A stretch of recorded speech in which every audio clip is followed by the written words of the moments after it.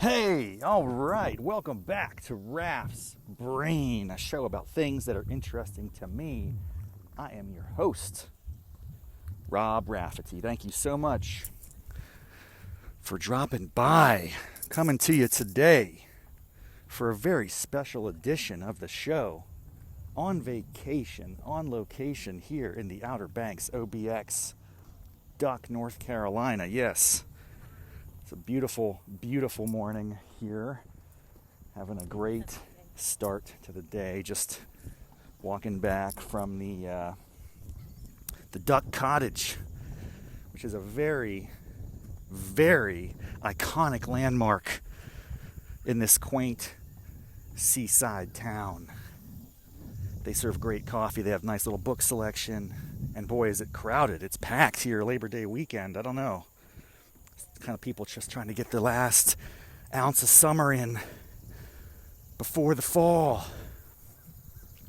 But it's so great to be here. And I'll tell you what, we're doing a special audio only edition of the show because I have no idea how to make a slide deck and put that together while I'm supposed to be relaxing on vacation. You don't max and relax and put together slide decks. Or maybe I do. Maybe I'll come up with some way to throw a little carousel of photos onto the YouTube later on. We'll see. Time will tell. But at the moment, it's just me and my old school. Well, I don't know if it's really appropriate to call them old school.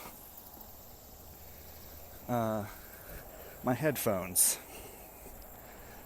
which are actually the type that have a cord attached to the phone.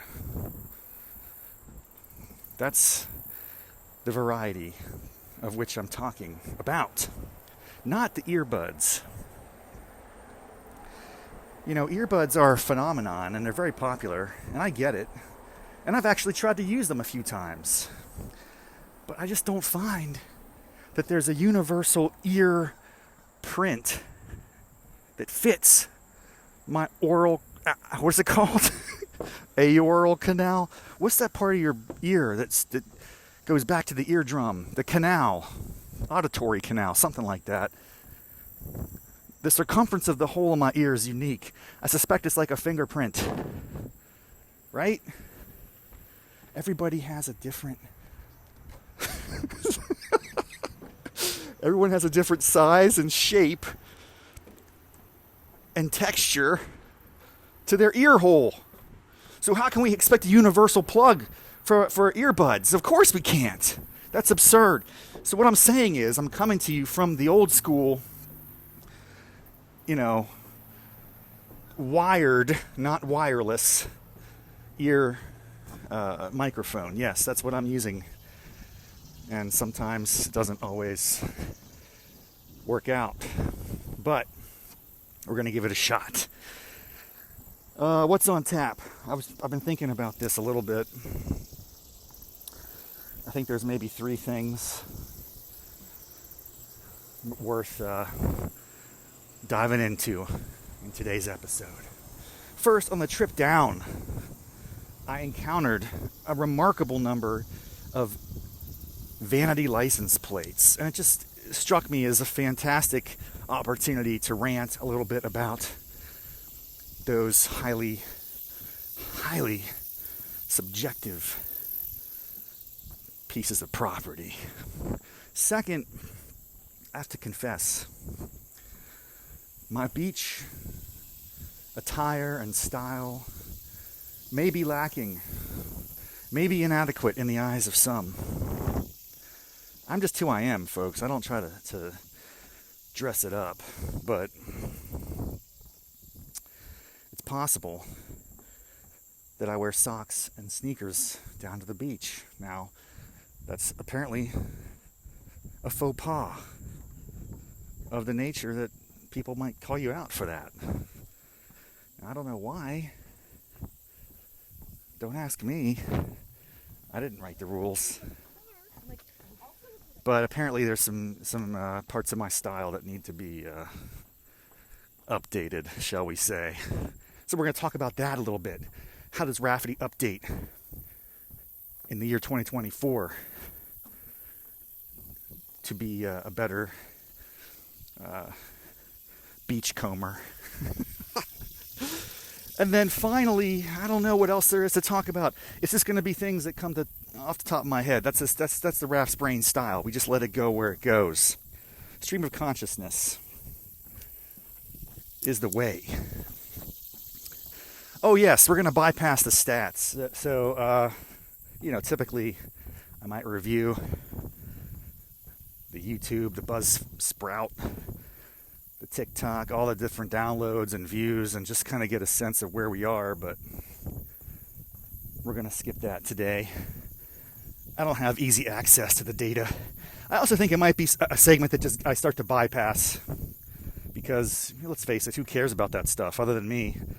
I'm curious about it. I don't think anyone else is. So let's just jump right into the content. All right, part one. Vanity plates. I want to ask if you can take a step back in time to remember, if you can, the first vanity plate that you ever observed in the wild.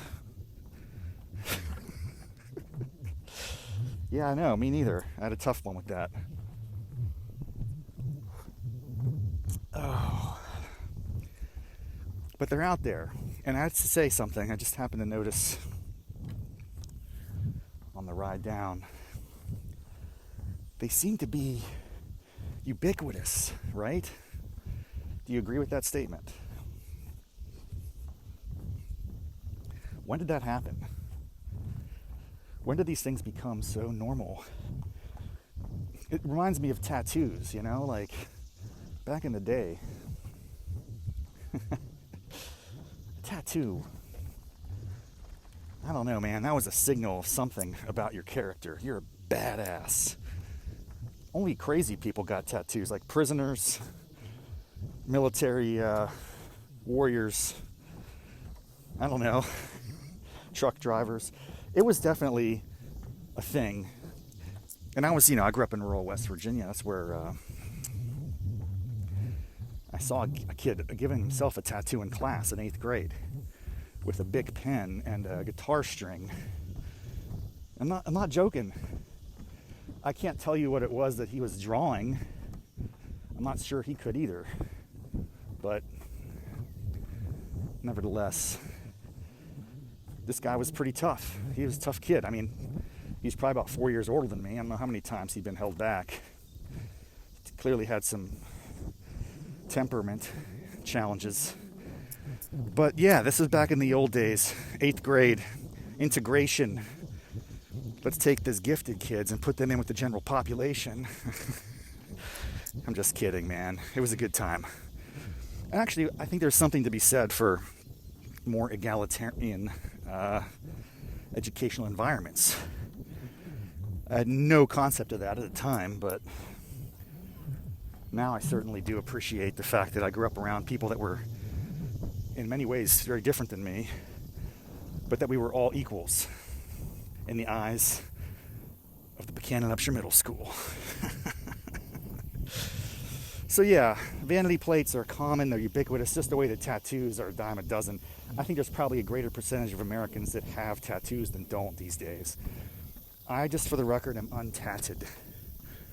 No ink has ever besmirched the skin of my precious body. And I don't judge it, it's whatever, man. To each his own, or her own. You know what I'm saying? I don't care. I'm indifferent. But with respect to vanity plates, I'll confess I've cycled through a few of those in my day. Because unlike a tattoo, a vanity plate is quite temporary. All you have to do is look it up and register. And I have a feeling that all this started when the costs of registering a vanity plate dropped. I don't remember the first time I saw a vanity plate. I just know they were so rare Back in the day, if my sister and I were on a road trip with our parents in the back of our Pinto, you know, chugging along, trying to get the truck drivers to honk their horns, playing license plate bingo, very occasionally you'd come across a car with a vanity plate, like Zoom Zoom or something. I don't even remember. That's a sad thing. I don't remember.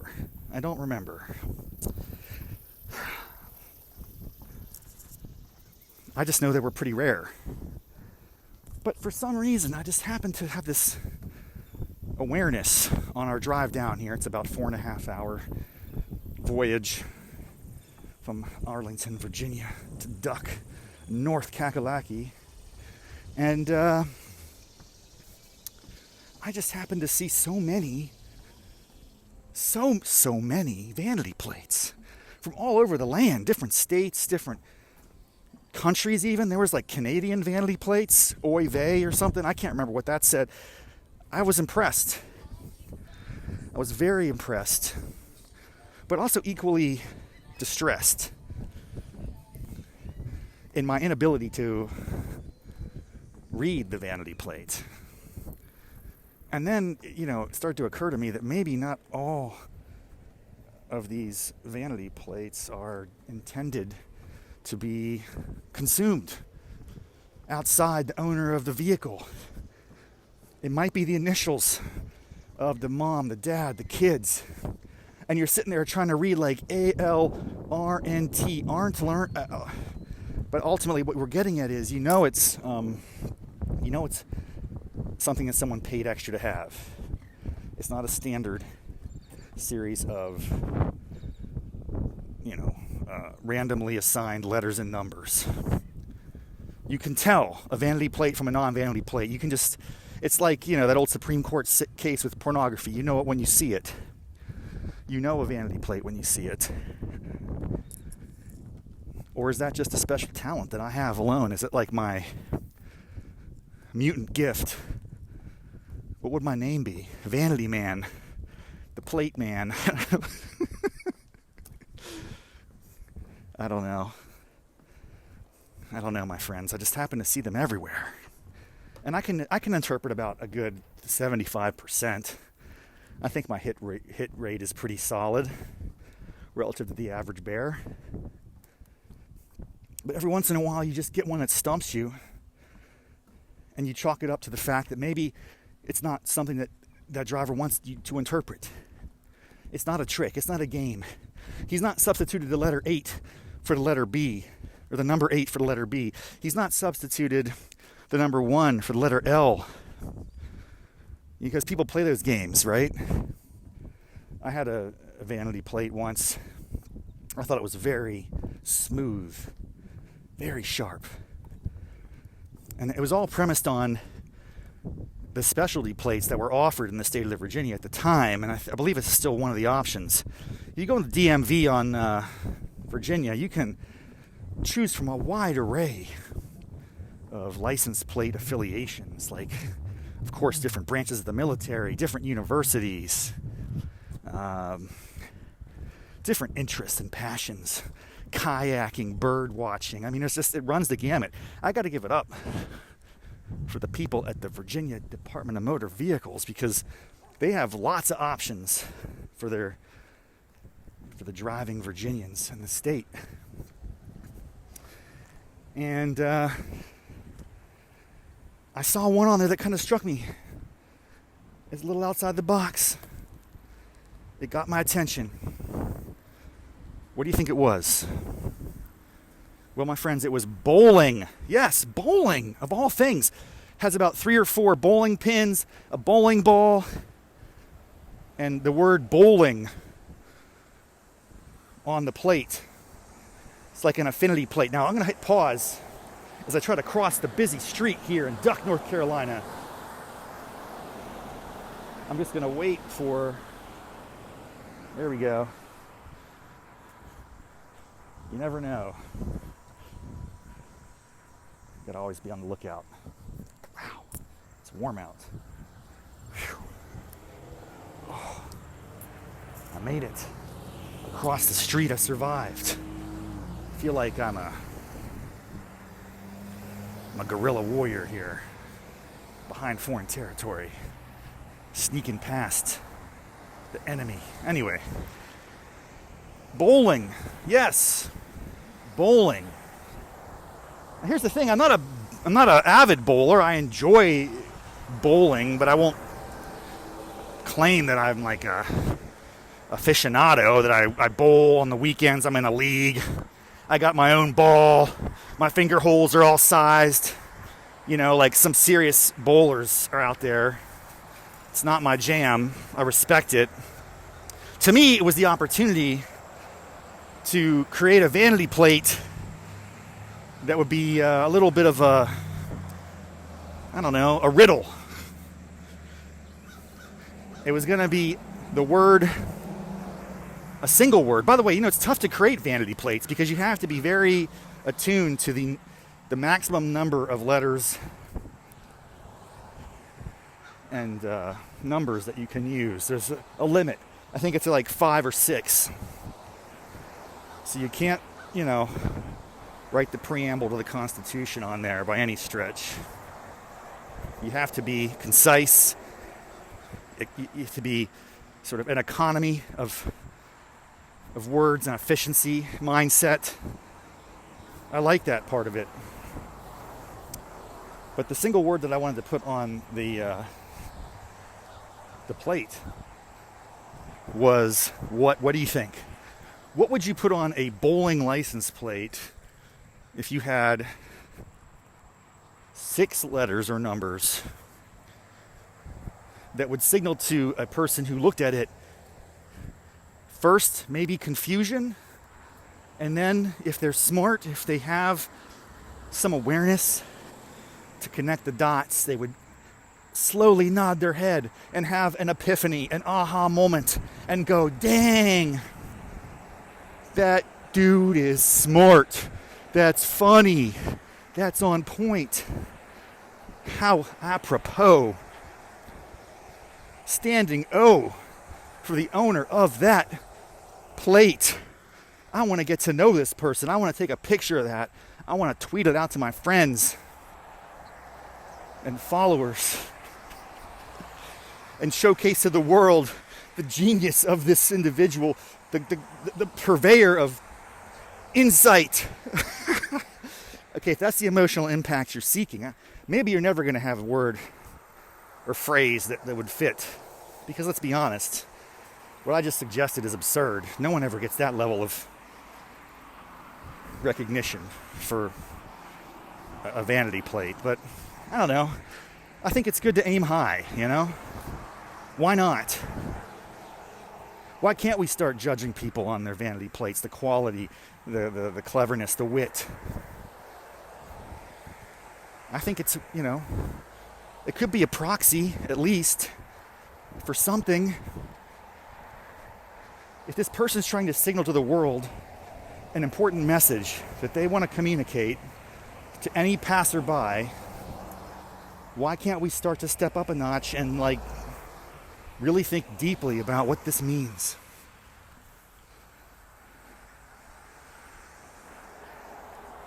I think on its face,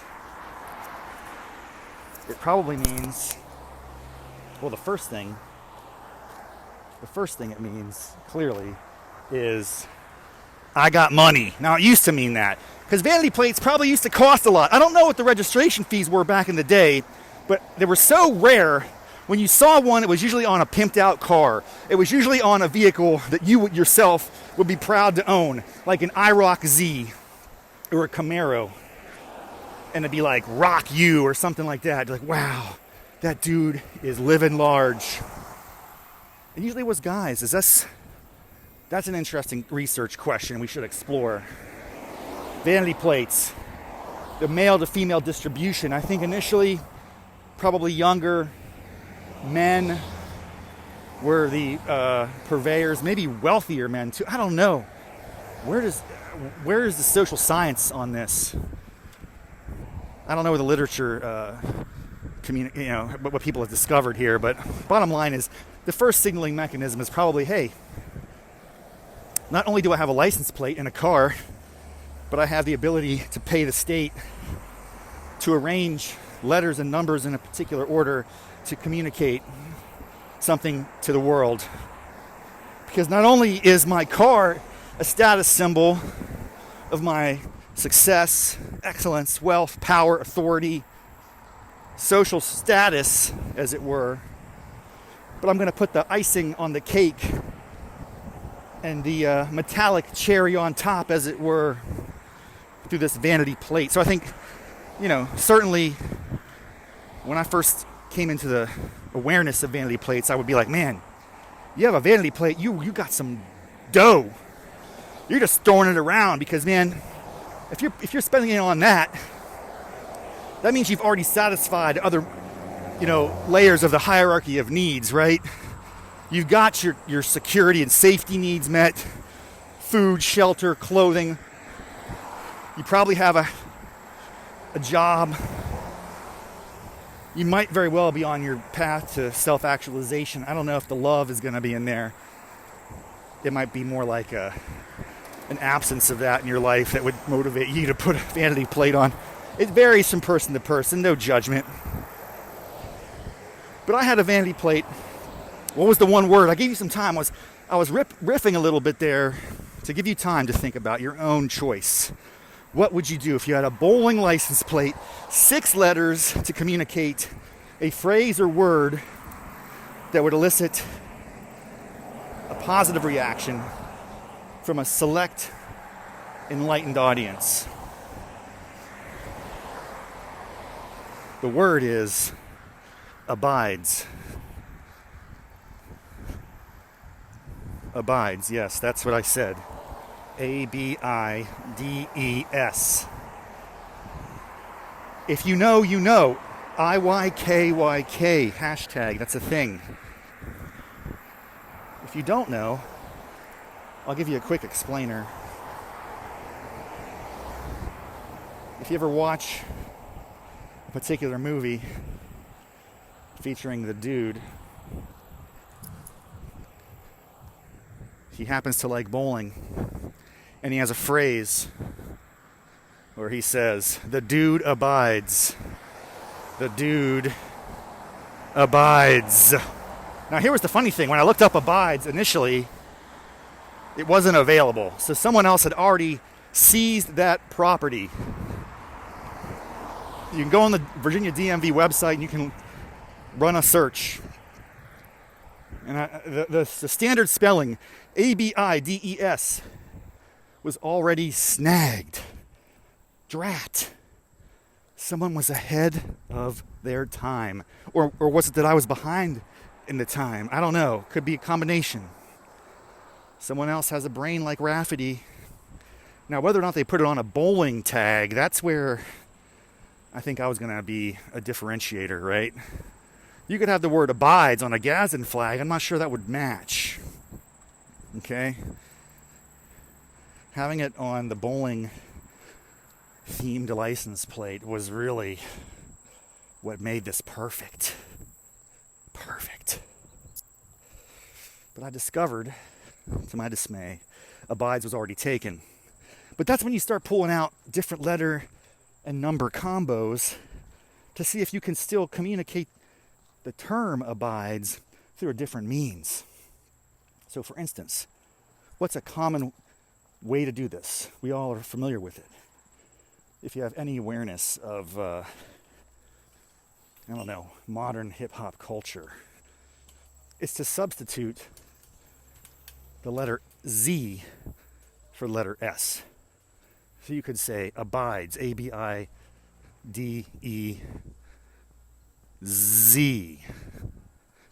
Z. Yeah, that could work. And guess what? That was also taken. I was surprised. I was very discouraged. Because I thought that would have been really cool. Abides. But nope, it was already taken. Well, what about a little more clever of a switch, which would substitute the letter I with the number 1. Or it would swap out 1 for I. You can see on a license plate how those look the same, right? AB1 DEZ. Also taken. Are you kidding me? AB1 DE, or what? I don't even remember how I was spelling this. I was going through all sorts of iterations and I couldn't figure it out. I couldn't land on the final result until I got really outside the box. And I'm very proud of myself. This was a stretch. I discovered, or at least I thought, that the number 8 could, if you really squint your eyes, seem like a capital letter B. So it would be A81 DE5. That's also another way to do the S is a letter. A81 B. Hang on a second. A81 DE5.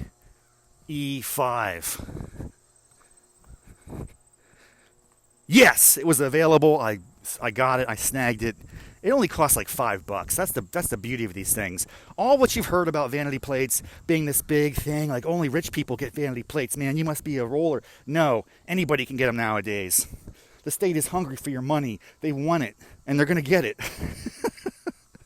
So you might as well spend an extra $5-10, get a fun plate, roll it up, have a good time. Realize that because of the diminished price point, anybody can have them nowadays. And therefore, probably anything you want to say that's of any value, relevance, or significance to your life has already been seized by someone else. But you just got to break through those walls, man. You got to find new ways to spell words. B's for 8s, 1s for L's, 5 or Z for S. There's a lot of ways you can swap things out like that. I've seen people swap out, this is a crazy one because it's almost like you have dyslexia. A 3 for an E. Have you seen that? It still works somehow. When you're reading it, you kind of, it just, hey man, I don't know if you have the gift. I don't know. Some of us are blessed with the ability to interpret vanity plates better and faster and more speedily than others. And it's just that thing. I was hit with it.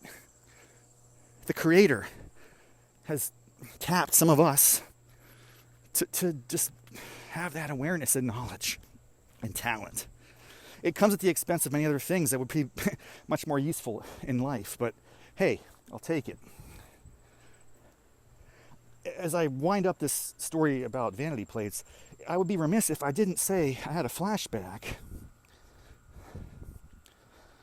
I had a flashback when I was thinking about this vanity plate stuff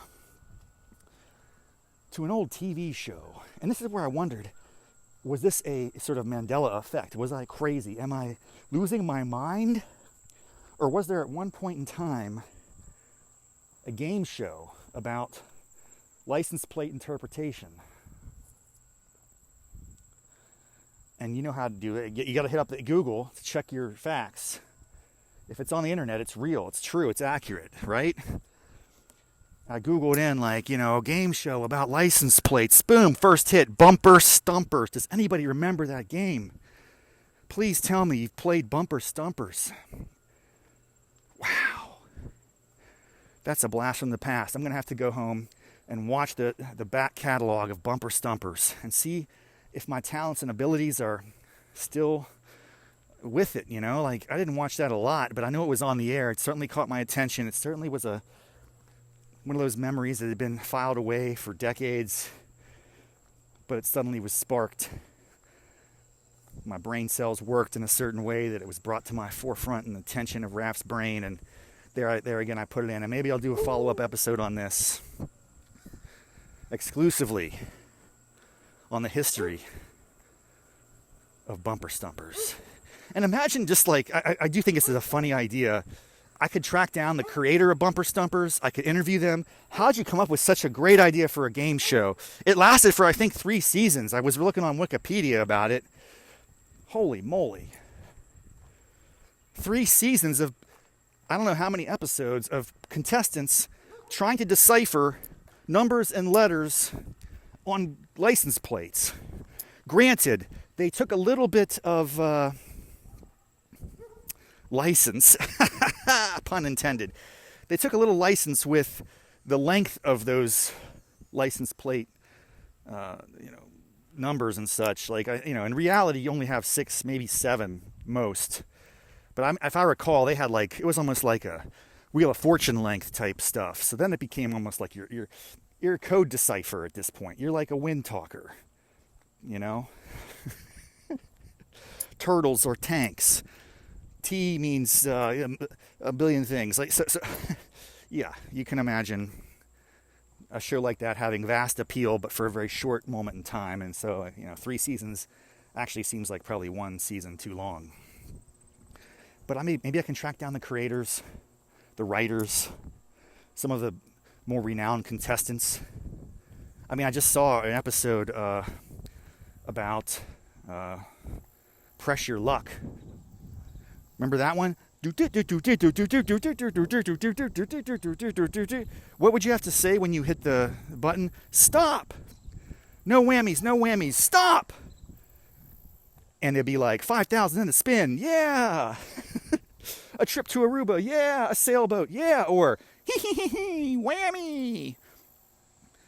No one wants to get the whammies. There was a guy who somehow, through watching countless hours of this show, was able to time how it worked. He made something like 110 grand. It was crazy. There's a whole 30-minute profile of this, and it's fascinating. And he took that show to the cleaners. And I think he lost it all and died young. This is a tragic tale. But the bottom line is, yeah, Bumper Stumpers is out there. It kind of creeped into my brain the other day as I was driving down here and focusing on all the vanity plates, just the ubiquity of this once scarce, rare, meaningful thing. And just to conclude, I kept the abides, the A8IDE number 5.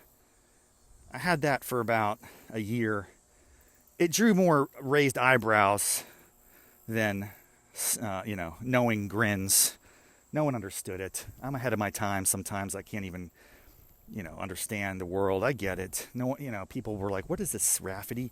I think I really threw people off because if you see the letter A and the number 8, it kind of sounds like 8. And you kind of think, it gets people's minds initially anchored on the idea that you ate something, or you're eating something, you're consuming something. And once if you get anchored to that, it's like 8 dies, it just, you can't get away from it. You can't get connected to the idea that the 8 could actually be a B. But I think 1 out of every 37 people could interpret the plate because they had the gift. And when I saw those folks, they did give me a sly grin, and we exchanged a secret handshake, and that was about it. Love to hear what you guys think about vanity plates. Do you have them? Do you respect them? Do you loathe them? Do they disgust you? Do they elicit emotional reactions of any kind? I'm curious to hear your thoughts. That might be it for today's episode. I walked all the way back from the Duck Cottage. And I'm hot, boy. It's a little warm out here, a little toasty. I'm sweating through my shirt. I'm running out of breath.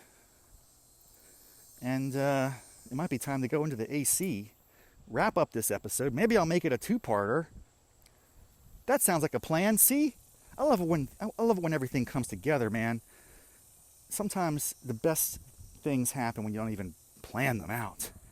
The key for me today was just pushing through, trying to record some content, keep up the momentum. I'm 3 or 4 episodes deep into this podcast.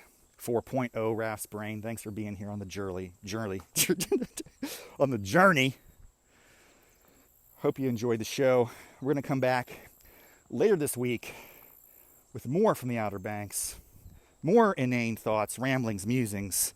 Maybe I'll talk about my fashion updates over the next couple days. I have some time to increase my style, my fashion functionality. maybe that's what we'll talk about next time.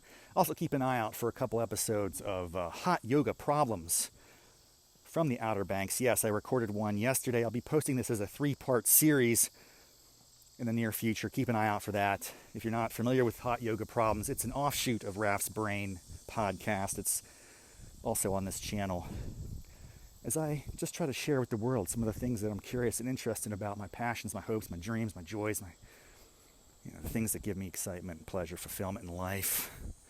I want to share that with you, and I want to hear from you, and keep the good vibes rolling. All right, folks. Thanks so much for tuning in. Until next time, have a good one. Bye-bye.